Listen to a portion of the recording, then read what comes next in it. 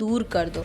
उसके घर वालों ने सारी चीज़ें किया, बट फिर भी आदित्य जिंदा नहीं रह पाया। कुछ टाइम के बाद एक मिस्टीरियस चीज़ से आदित्य की मौत हो गई। उसके घर वालों को समझ में नहीं आया कि एक 15 साल के लड़का अचानक से कैसे मौत घाट उतार सकता है।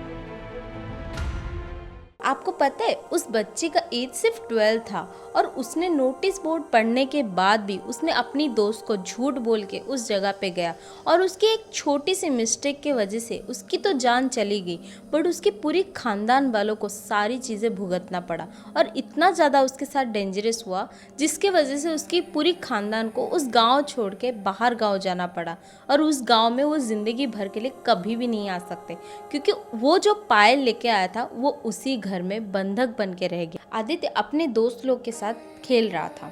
अचानक से उन लोगों को कुछ ऐसा लगता है कि एक दूर कहीं जगह पे जाके हम लोग खेलते हैं।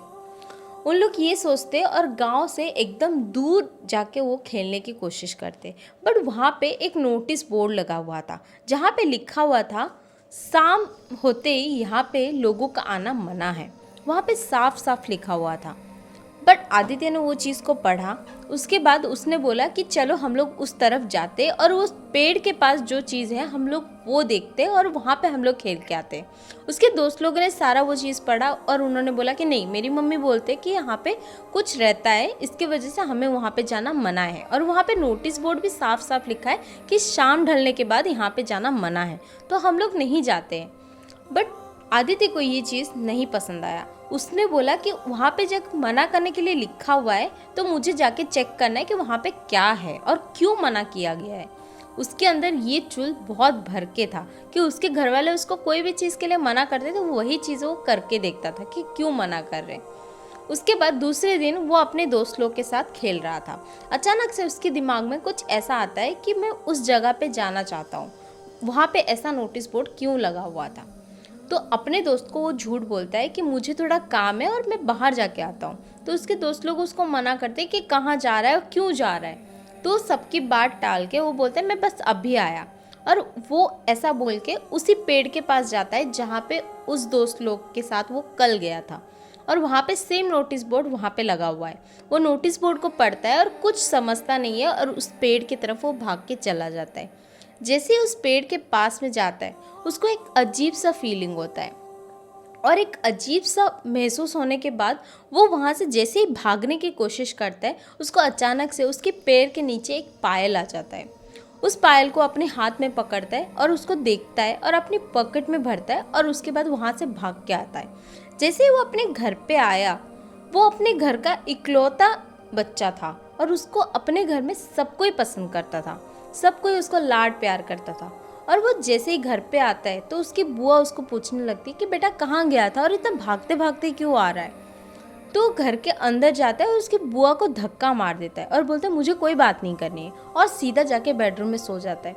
आदित्य छोटा जरूर था और जिद्दी भी जरूर था, बट वो बदतमीज नहीं था। आदित्य की ये हरकतें देख के बुआ को बहुत ज्यादा वियर्ड लगता है और वो अचानक से उसकी मम्मी को बोलने लगती है कि आदित्य को क्या हुआ है, वो इतना भागते भागता है और मुझे धक्का भी मार दिया। तो आदित्य की मम्मी जाके उनको पूछती है और उनसे सारी बातें करने की कोशिश करते हैं, बट आदित्य किसी के साथ भी बात नहीं करता है। वो चुपचाप जाके अपने बेडरूम में मुंह छुपा के बैठ जाता है।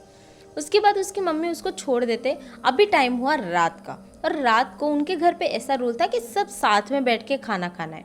सब लोग जब साथ में बैठ के खाना खा रहे थे, वहाँ पे आदित्य को भी ढूंढने लगे, बट आदित्य कहीं पे भी नहीं था। आदित्य अपने कमरे में अकेले बैठा हुआ था।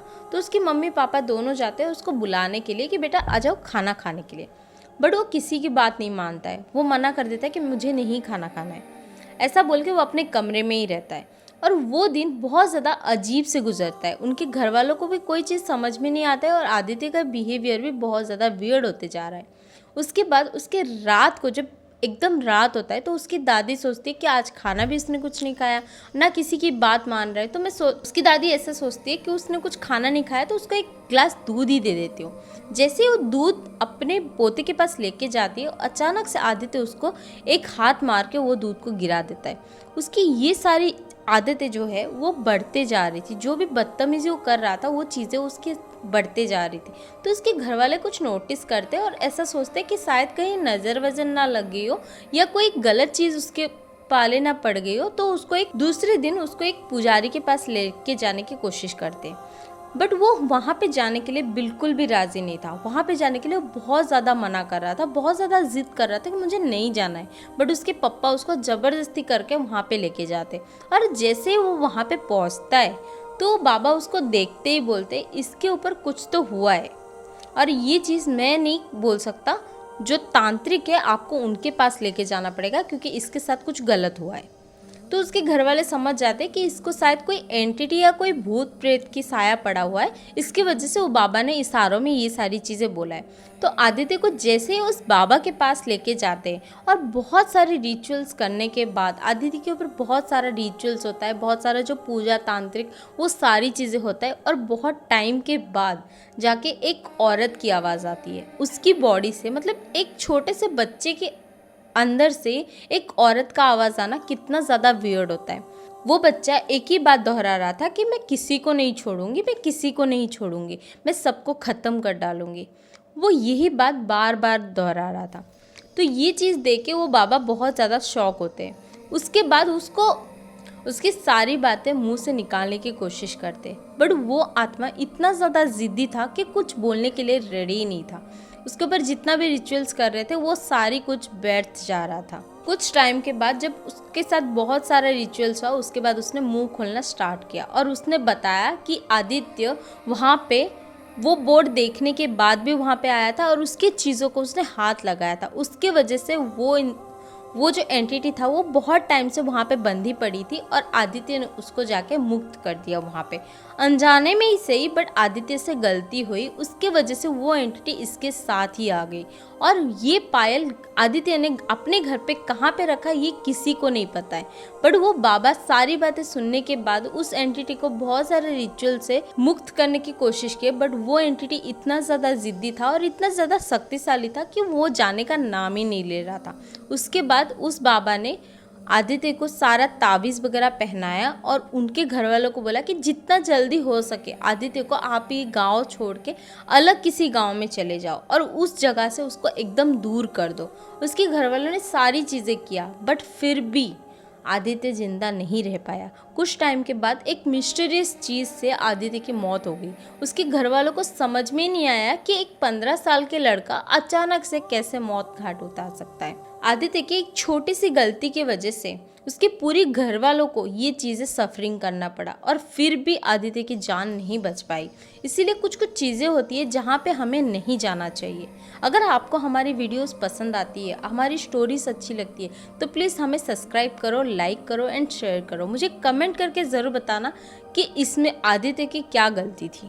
एक पर्सनल बात शेयर कर सकती हूँ, अगर मेरे वीडियोस में आपको कुछ चेंजेस करना है या आप चाहते हो मैं कुछ चेंजेस करके बनाऊँ तो मुझे प्लीज़ कमेंट करना, मैं ज़रूर आपकी बात सुनूंगी।